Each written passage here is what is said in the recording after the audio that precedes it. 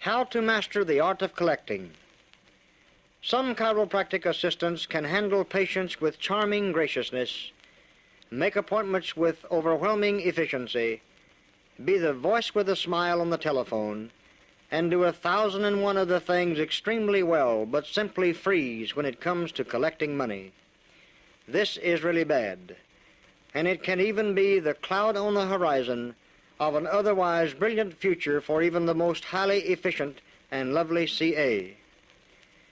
But since proper collection by you determines just how much the doctor's bank account grows, and even the size of your own check each payday, it is not a duty that can be dismissed or taken lightly.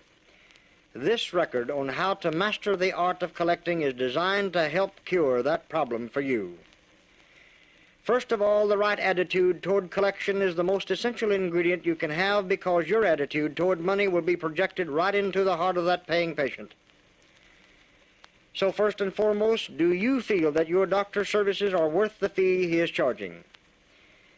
Because make no mistake, if you feel that the doctor is overcharging his patients, they will feel this attitude in you, regardless of how mechanically perfect your collection procedure may be. And they will resent, perhaps subconsciously, having to pay. Usually a basic money guilt complex or a poverty concept is the underlying reason for hesitancy in collecting money. Two of the best ways to overcome this money complex are by understanding and by comparison. By understanding, I mean you should realize just what your doctor is charging for. An X-ray film doesn't cost much, but the patient is not paying for just the film itself. He is paying for the doctor's ability. The ability to place the patient properly when taking the X-ray so that it will reveal all it should without distortion. The ability to develop that X-ray to perfection and perform an accurate diagnosis and analysis. The ability to be able to find just what is causing that patient to experience such severe pain and such ill health. And the ability to know just what to do and then how to do it to correct that cause without drugs and without surgery. An old story is told of the washer repairman who was called to repair a machine. He listened to the washer, took out a wrench, and turned one little bolt, and the washer began to work perfectly. And then he sent the customer a bill for $15. The indignant customer called back and said, "You mean you charged me $15 just to turn one little bolt?" The repairman answered calmly, "No, not at all, sir. I charge you 50 cents for turning that bolt and $14.50 for knowing which little bolt to turn." And so it is with your doctor. He is charging for knowing what to do for that patient and doing it. If it is worthwhile to pay such a price for having a washer run properly, how much more worthwhile it is to pay for fees for restoring health. For without health and freedom from pain, you can't even use a washing machine. And as a matter of fact, life itself is hardly worth living. NCA, you know what chiropractic is capable of doing. You have surely seen it done.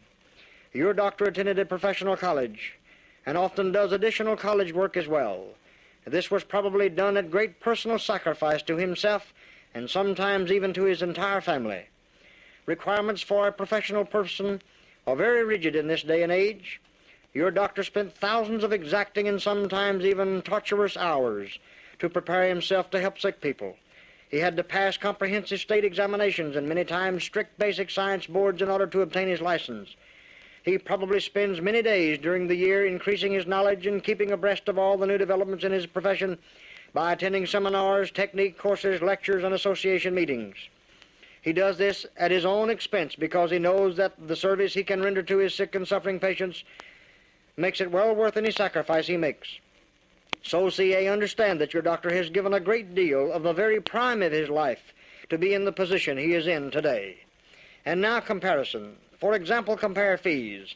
Have you ever seen a statement from a hospital for just 5 days of medical care for a case of flu?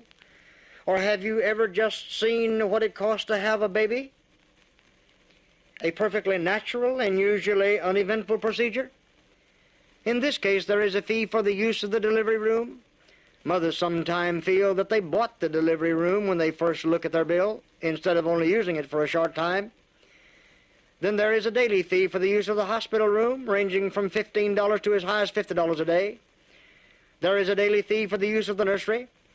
There is a separate fee for each test that is made, including blood tests, and of course another fee for any lab work or X-ray work that is done.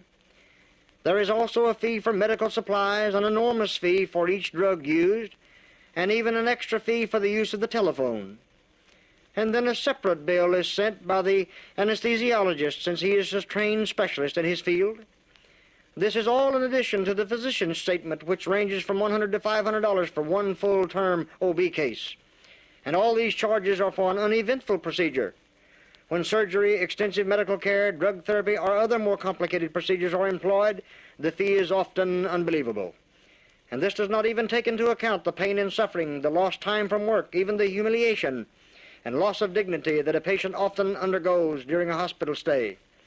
There is no comparison with things one can buy for the same amount of money he pays for natural health that only chiropractic provides.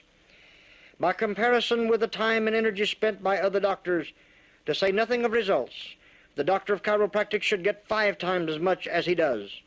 If the other doctors had to work as hard as the chiropractor does adjusting spines, they would charge accordingly, or they wouldn't work that hard. Handling needles does not require nearly as much energy as raising and lowering an adjusting table, and that's what we mean when we say comparison. So never be afraid, CA, to quote and collect fees, and when you quote a fee, do it with pride. Be thankful that sick humanity has chiropractic and your doctor available. Just know how lucky your doctor's patients are to have his services at their disposal. Be proud of the benefits that the vast majority of your doctor's patients receive from his service. Remember also that fees are not nearly as important to the patient in most instances as you may believe.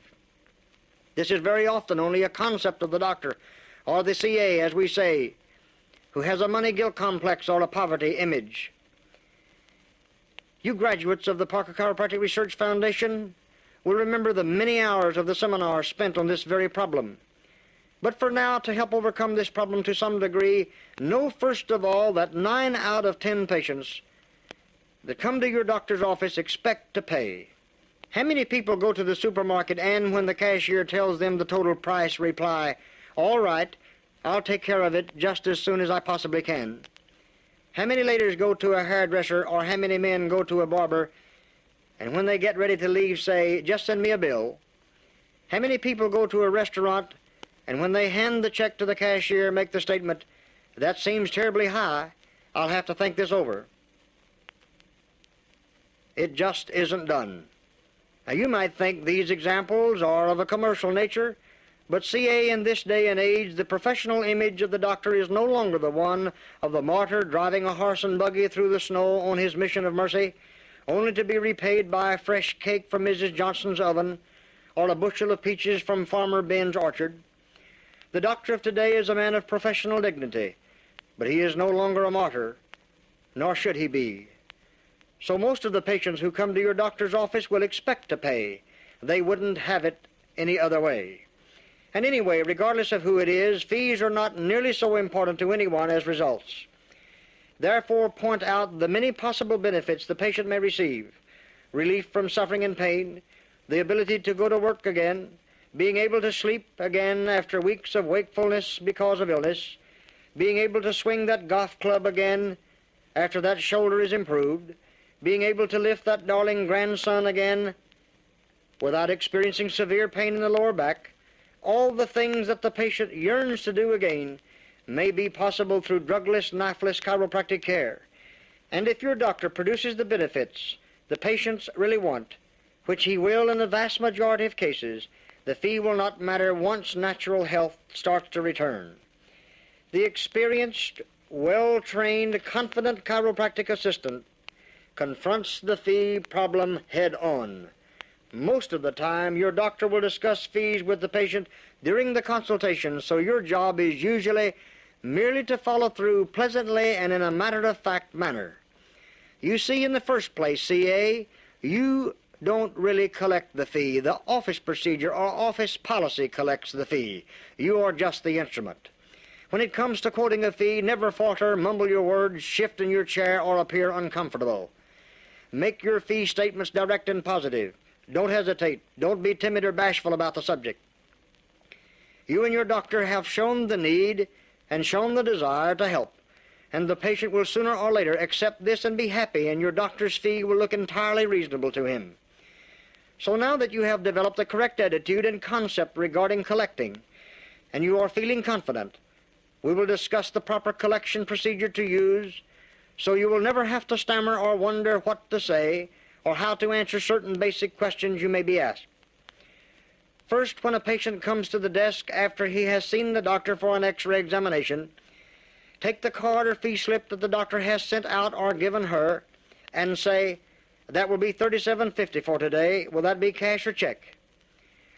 Or you could say, "That will be $37.50 for today, Mrs. Jones. Do you have your own checkbook, or would you like one of our counter checks?" And begin writing the receipt immediately. Do not wait for an answer before starting to write the receipt, and don't look up. This can create problems and put you on the defensive. Act as if there is not a doubt in the world that the patient is prepared and expects to pay. Always collect on the first visit if at all possible. There are 11 reasons for this. First, it determines the ability of the patient to pay. Secondly, it holds the patient. Third, it establishes a habit pattern. This is important, and it will be much easier to collect the next time. Fourth, it's just good business. Fifth, patients who pay cash get better results because they do not have the additional burden of worrying about another bill. Sixth, patients often psychologically recreate old symptoms in order to justify not paying. 7, the occasional hypochondriac won't get well. If he owes a bill, he may complain and speak bitterly of the doctor to his friends. 8, cash payments keep the doctor in practice. Thus he can pay his own bills and your salary. 9, cash payments will avoid any conflict over insurance patients. That is, if the insurance does not pay the entire bill, the patient blames the doctor instead of the insurance company.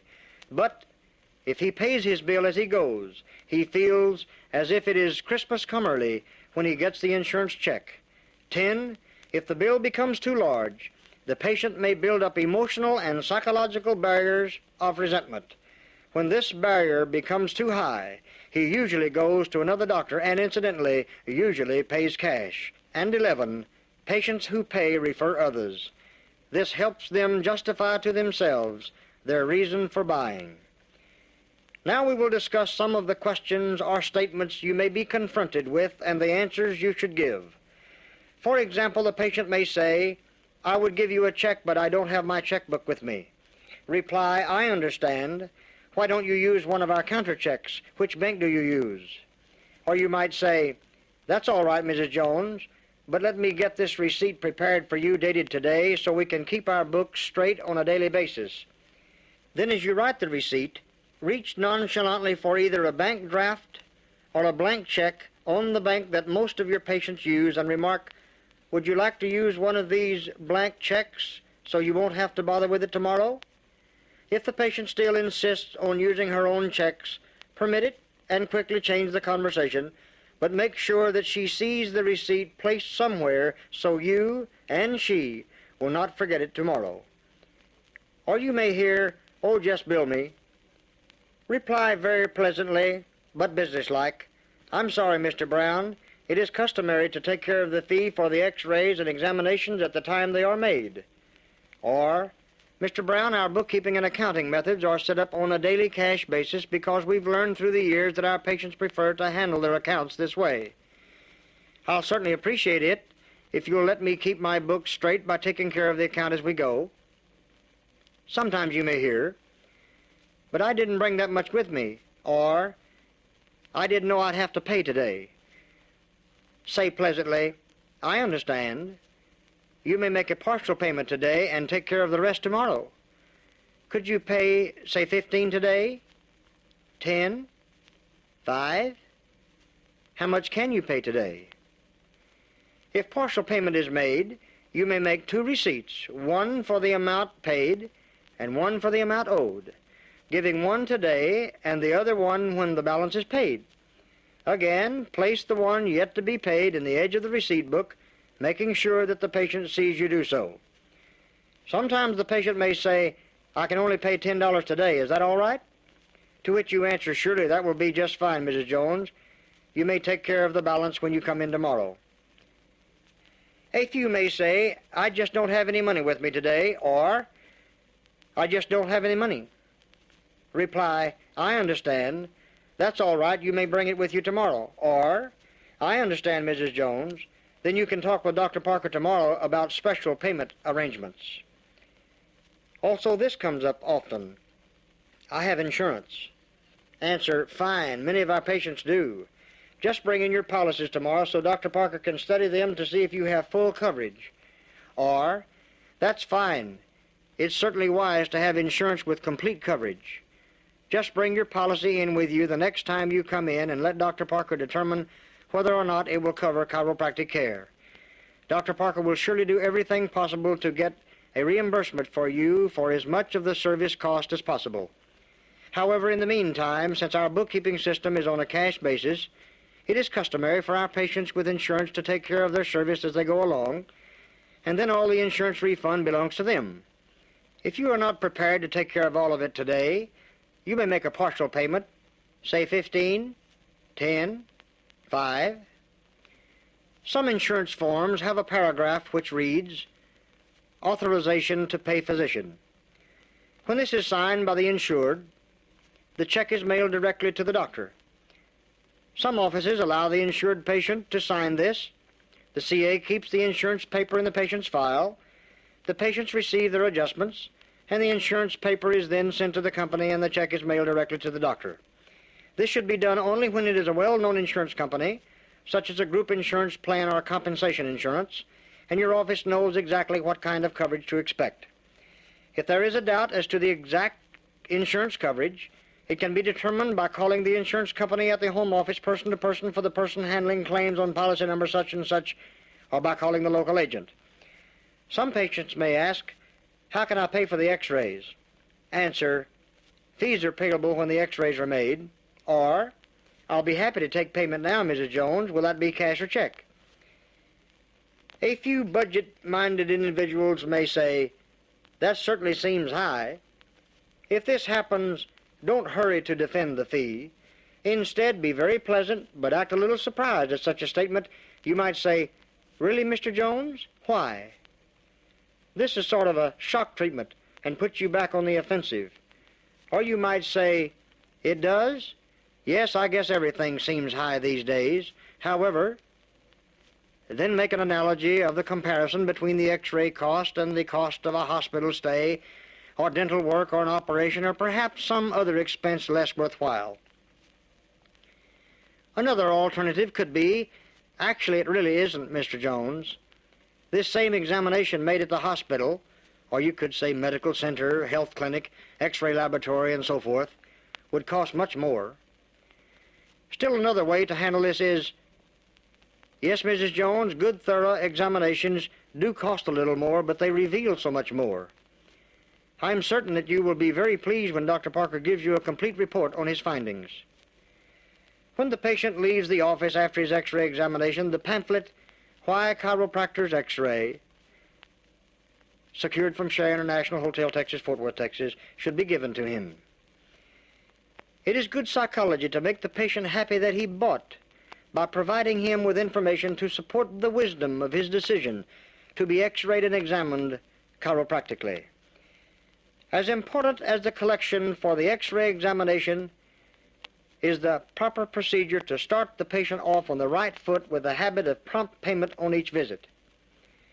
After the first adjustment, you should never let a patient breeze by the desk with a wave and a "see you tomorrow, same time." Let him know that your appointment schedule must be kept in order, and payment should be made, because if he goes by the first time, it will be much easier for him to do so the next time, and thus begins a habit that so easily develops into a financial problem. Most offices are run almost entirely on a cash basis. This seems to work out better for everyone. Of course, there are those who pay for a series of adjustments in the beginning, and then the insurance cases which are handled as mentioned earlier in this record. But the average patient pays as he goes. Keep the receipt book where it can be reached quickly and effortlessly, preferably in the top drawer. As the patient stops to make an appointment, open the drawer, take out the receipt book, and almost always this procedure produces an automatic reaction that causes the patient to reach for his billfold or checkbook. After the first adjustment, you should say, Dr. Parker wants to see you again on Thursday. That will be 5 today, Mrs. Jones. Will that be cash or check? Write the receipt, hand it to the patient, then make the appointment for the next visit, and as the patient leaves the office, say in a very friendly voice, "We'll see you Thursday morning at 10:30, Mrs. Jones. Goodbye." By using the foregoing procedures, you have established the office as a very friendly place where everyone is willing to serve. You have also established that it is run in an efficient manner and collection is a natural part of the procedure. On succeeding visits, it usually isn't necessary to say anything extra. The patient knows the adjustments are $5 and he expects to pay. Just get out the receipt book, make the appointment, and follow through automatically. You can talk about the beautiful weather, how wonderful it is to see him feeling so much better, or how well her little Billy is doing in school, while all the time you are writing the receipt. Collection is expected and can even be quite pleasant. Always keep an extra pen available for those who need it to write a check. Keep a supply of bank drafts from all the local banks, and also a universal check pad for those who may bank elsewhere. Make it easy for the patient to pay by having everything ready and within reach. When a new patient begins receiving adjustments and has to come in several times a week, you might say, if your doctor approves the procedure, "Mrs. Jones, you may pay for your adjustments by the call, or you may take care of them all at the end of each week, whichever will be more convenient for you. It will save your writing so many checks." This gives her a choice, something or something, you know. She will appreciate your extra courtesy, and yet you are quite assured of getting the money. Remember that prompt collections are a vital feature of a successful chiropractic practice, just as they are in a regular business. No matter how large and successful your doctor's practice may be, his income cannot be proportionately large unless accounts are collected without delay. Prompt collections prevent the development of a large list of accounts receivable and the many headaches and hard feelings involved in trying to collect them. And patients just do not return to doctors to whom they owe an account long past due, no matter how badly they may need his services. Your aim, then, for the patient's benefit, as well as the doctor's success, should be to help your doctor's patients acquire the habit of making prompt payments. So, in summary, first of all, adopt the correct attitude toward collection by understanding and by comparison. Never be afraid to quote fees. Do it with pride. Keep always in mind that in the final analysis, fees are not nearly as important as results, and the patient, too, will conclude this truth later on. And remember that 99% of your doctor's patients appreciate your friendly, efficient, businesslike manner. Practice proper procedure for collecting as outlined in this record, and do it over and over again until it becomes smooth and polished. Answer questions regarding fees pleasantly and firmly. Always stay on the offensive. Keep all your supplies, such as pens, receipt book, and blank bank checks, readily available for greater smoothness and efficiency. Learn that collection can be a pleasant as well as vital part of your responsibility as a chiropractic assistant. Just follow the procedure outlined here and just expect to collect. For this is the big key to the main lock that masters the art of collecting.